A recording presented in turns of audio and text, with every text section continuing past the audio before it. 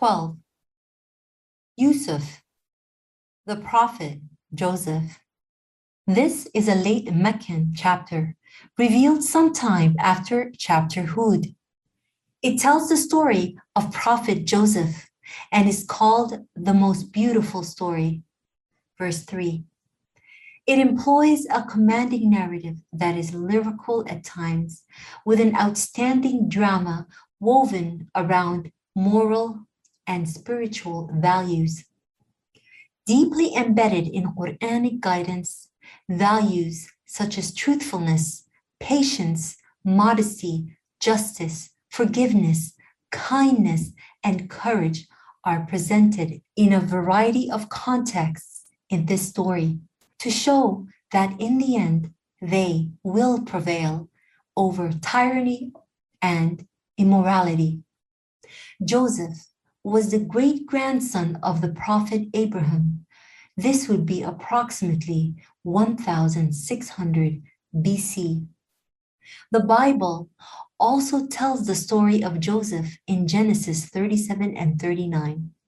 The biblical story contrasts in tone and tenor with the Quranic narration. It appears as an account of the envy between brothers, the youthful naivety of Joseph, romance, and his triumph over his brothers. It stresses the cleverness of a young bureaucrat against the Egyptians. He takes advantage of the famine and buys the cattle of the Egyptians cheaply for the king.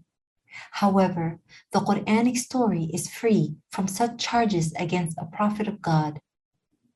Through its 27 scenes, chapter Joseph effectively plots the complexity of human life and sudden and unexpected changes in fortunes. One moment living at home, the next languishing in a dark, dank well. One moment enjoying life in a palace, the next in prison. One moment a prisoner, the next a prince.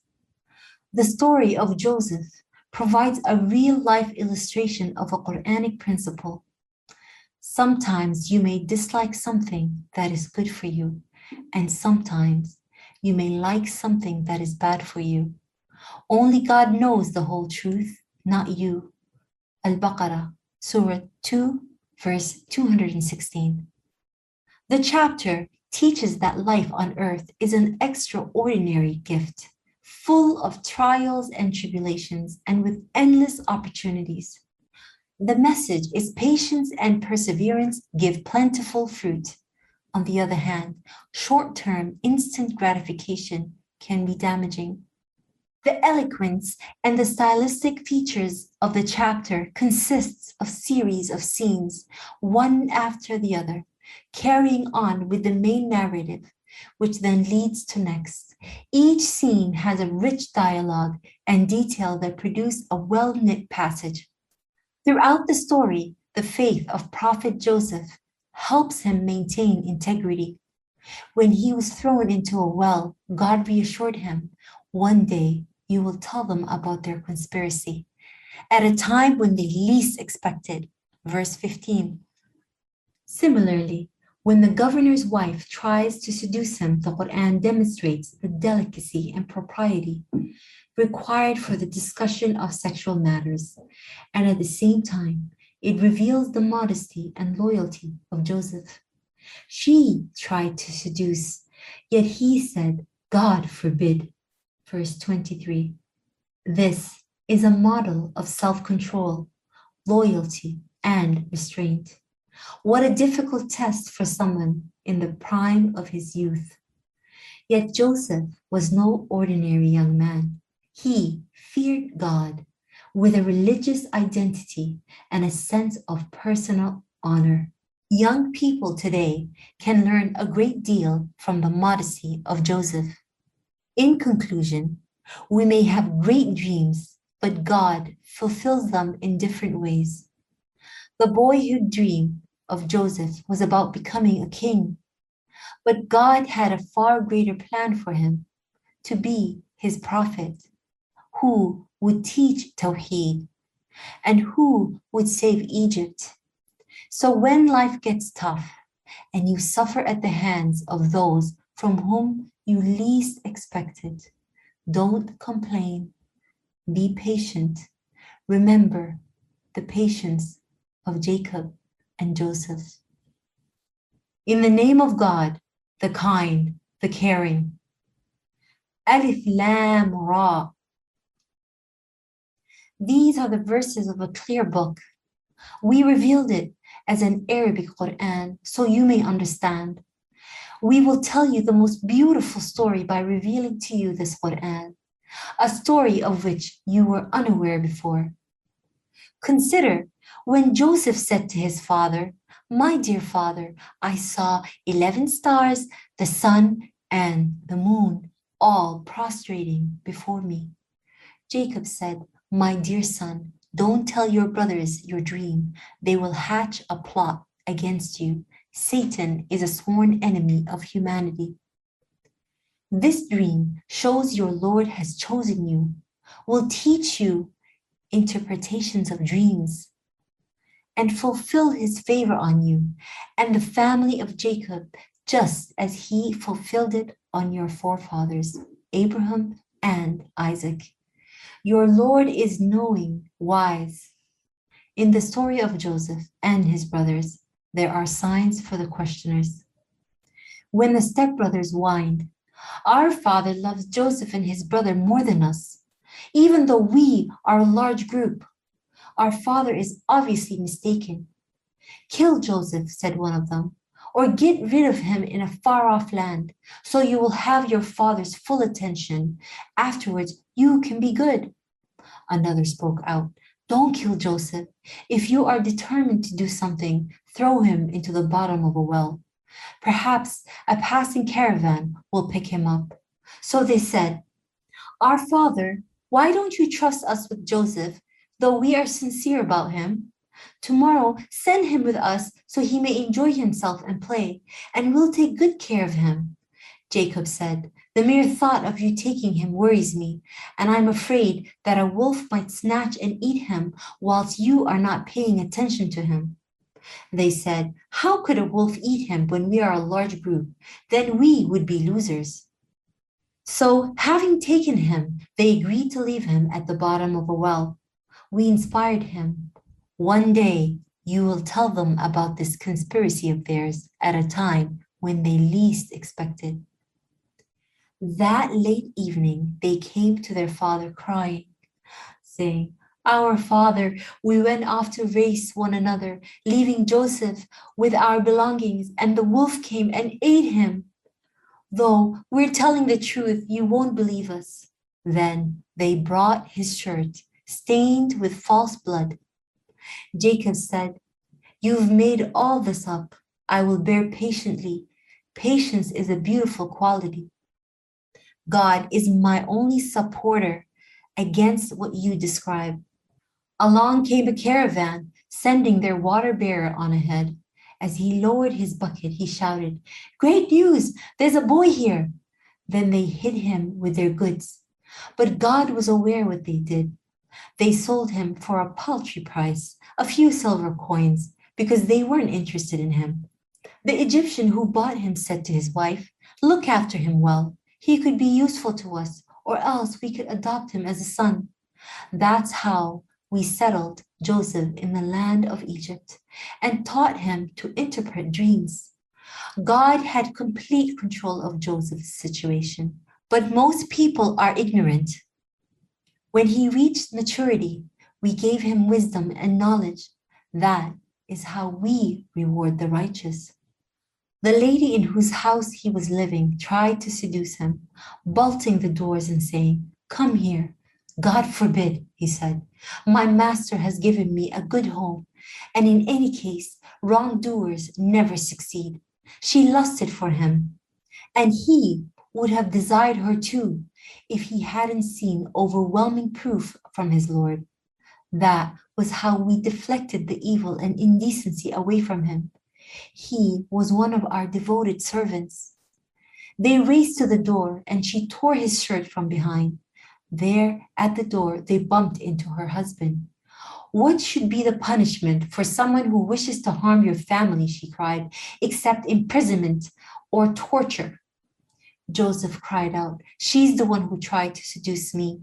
A member of her household recommended, if his shirt is torn from the front, then she's telling the truth and he's lying. But if his shirt is torn from behind, then she's lying and he's telling the truth. When her husband saw the shirt was torn from behind, he said, this cunning scheme of yours is a big trick. Joseph overlooked this and told his wife, seek forgiveness for your sin. You are wrong. Some prominent women of the city began to say, the captain's wife was in love with her servant. She has fallen in love. We believe she's wrong. After hearing their gossip, she sent for them and prepared sofas for them at a banquet, giving each of them a knife before telling Joseph, go out to present yourself before them. When they saw him, they were captivated by his beauty and cut their hands and said, God the Great, this is no mortal. This can only be a splendid, great angel. Then she said, that's the one you blame me for. I tried to seduce him, but he held back. However, if he doesn't do as I tell him now, he will go to prison and be disgraced. My lord, said Joseph, I prefer prison to what they tell me to do. If you don't deflect their cunning scheme from me, I will yield to them and act unwisely. His lord accepted his prayer and deflected their scheme away from him. He is the listener, the knower. And so, even after seeing the evidence of his innocence, they thought it is right to imprison him for a short term. 2 young men entered the prison with him. One asked, I had a dream. I was pressing grapes. The other said, I had a dream. I was carrying bread on my head and birds were eating from it. Tell us their meaning. We see you're a righteous person. He said, I will tell you their meaning before your next meal arrives.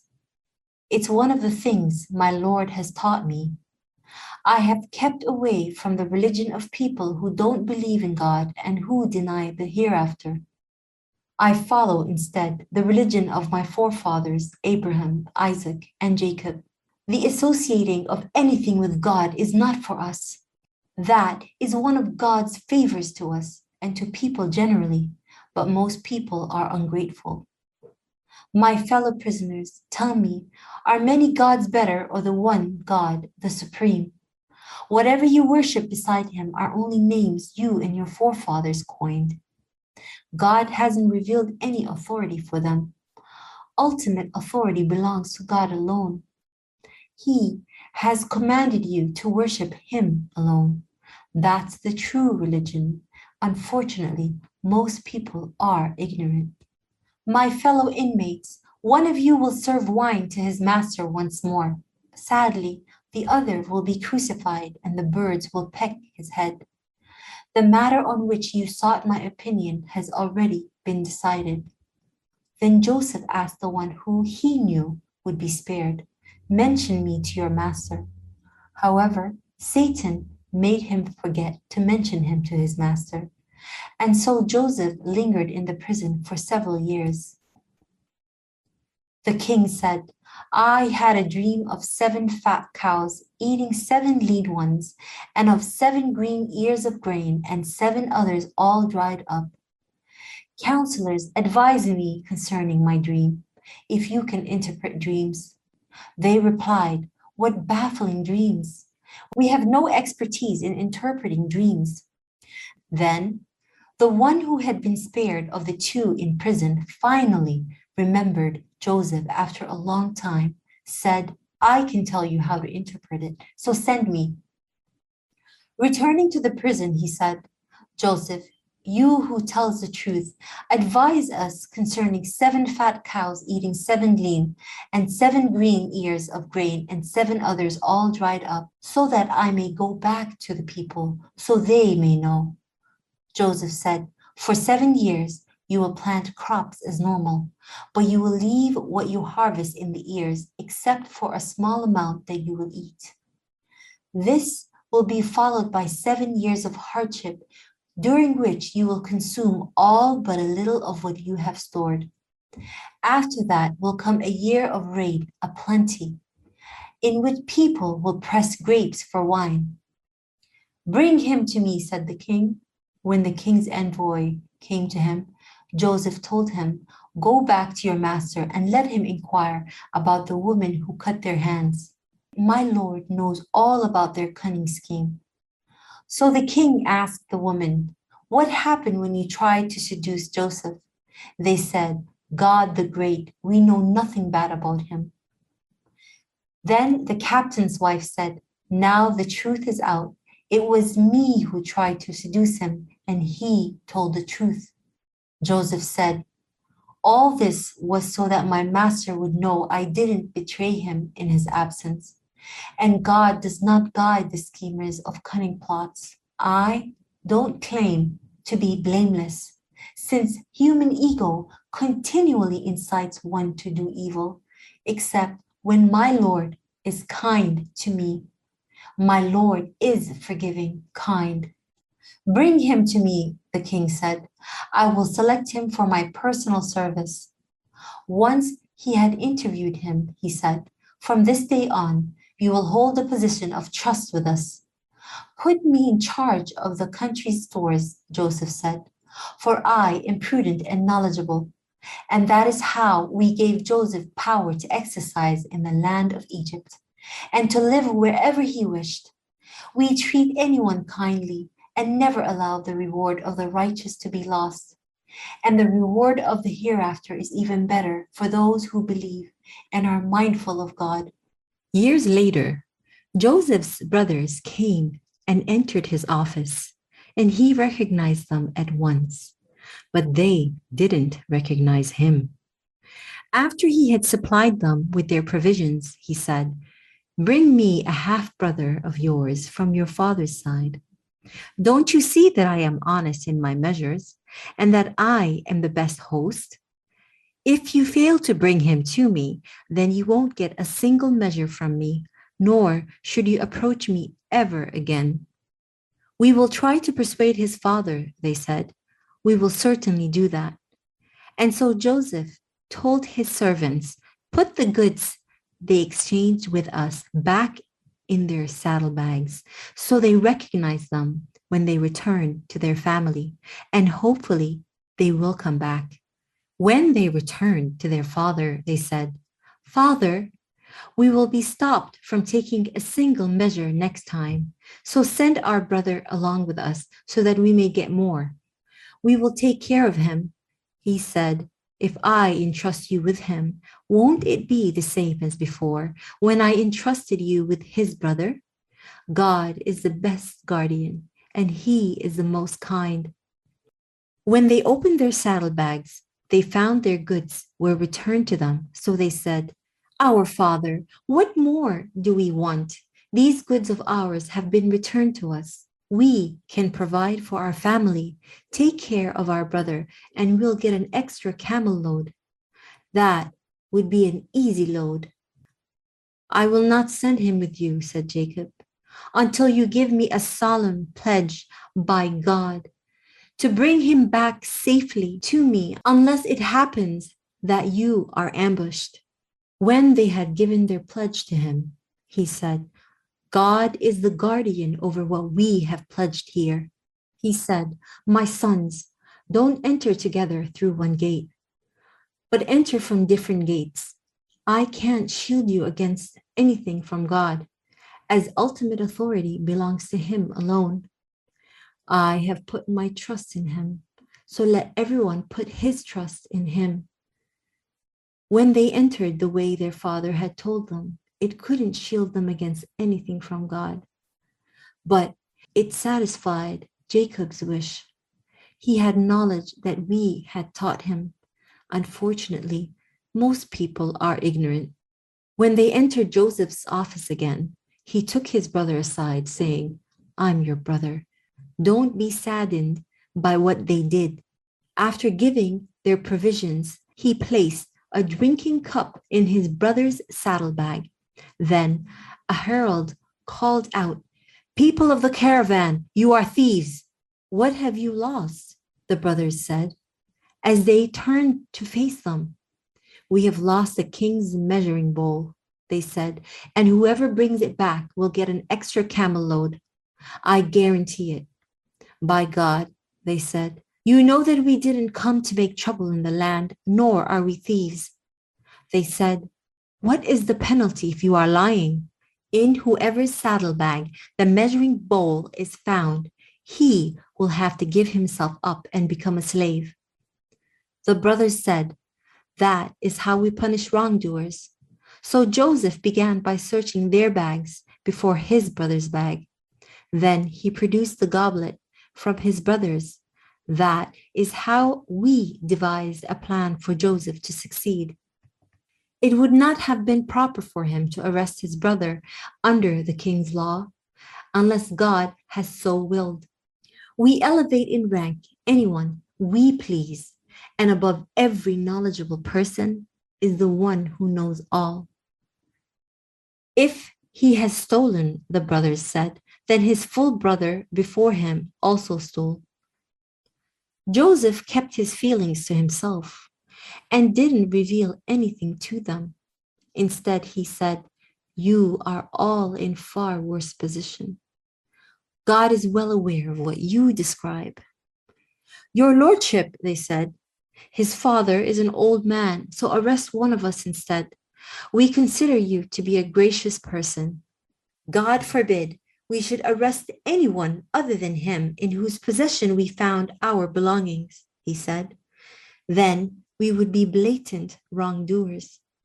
When they were hopeless about him changing his mind, they went off into a huddle to talk privately, and the eldest of them said, don't you know that your father took your solemn pledge by God because you had previously been negligent with Joseph? I won't leave this land until either my father gives me permission or else God decides for me. He is the best judge. Go back to your father and say, our father, your son has stolen, they told him. We are only testifying to what we know, and we could not be expected to protect against the unforeseen. Ask the townsfolk where we have been and the caravan with whom we traveled. We're telling the truth. On the contrary, Jacob said, you have made all this up. It's better to be patient. It may be that God brings them all back to me, for it is he who is knowing, wise. Jacob turned away from them, saying, oh, how I grieve for Joseph. His eyes clouded over, turning white.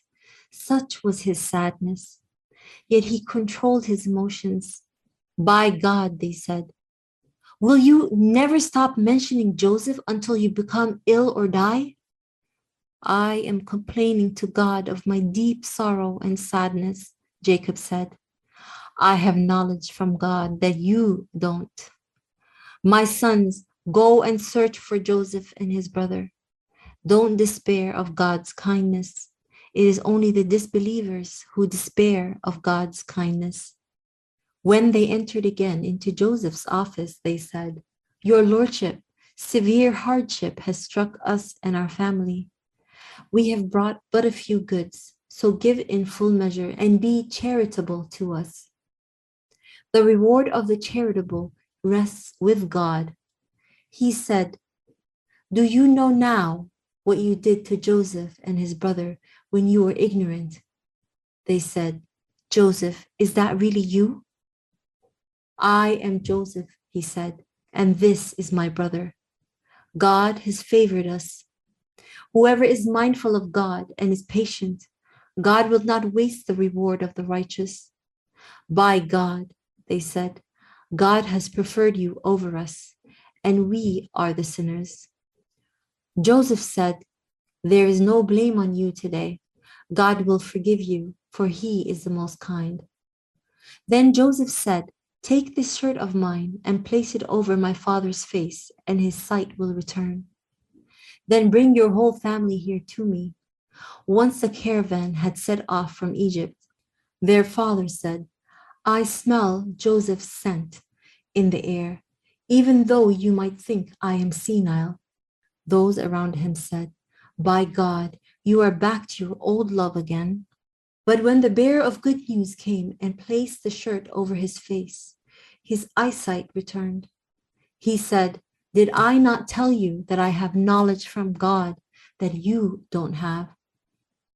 Our father, the brothers said, seek forgiveness for our sins. We have been sinners.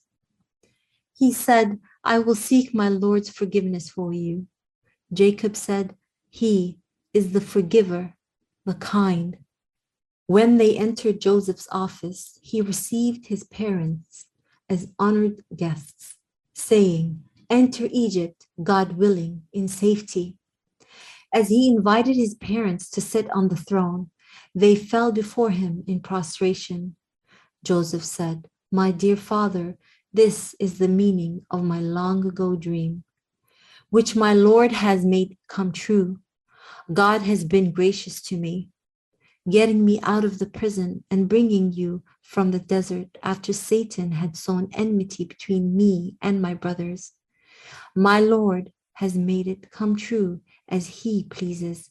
He is the knower, the wise. My Lord, you have given me power and authority and taught me how to interpret dreams. Creator of the heavens and earth, you are my protector in this world and the hereafter. Let me die submitting to your will and include me among the righteous. This is one of the accounts of the unseen that we have revealed to you, and you were not there with them, messenger, when they conspired to hatch a plot against Joseph. Most people will never believe, no matter how keen you are to guide them.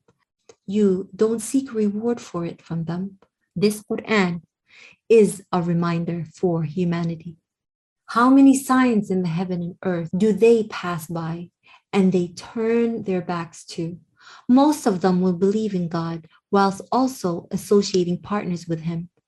Are they insured against being overwhelmed by God's punishment or being taken all of a sudden and unaware of the final hour? Say, this is the path that I am on. I call others to God.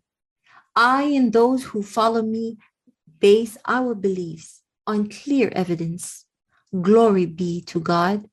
I am no associator of partners with God. Even before you, messenger, the men who we sent and to whom we revealed our signs to were townsfolk.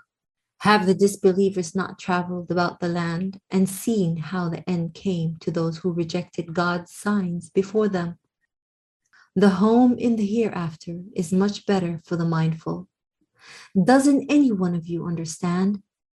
When the messengers lost hope in outward signs of success, and the disbelievers believed they were lied to, then our help came to them. Whoever we wanted was saved, but nothing can turn away our punishment from the guilty. In the story of Joseph and his brothers, there is a lesson for those who understand. It isn't a made-up account, but confirmation of what happened in the past. It explains all things, a guidance that is useful for those who believe.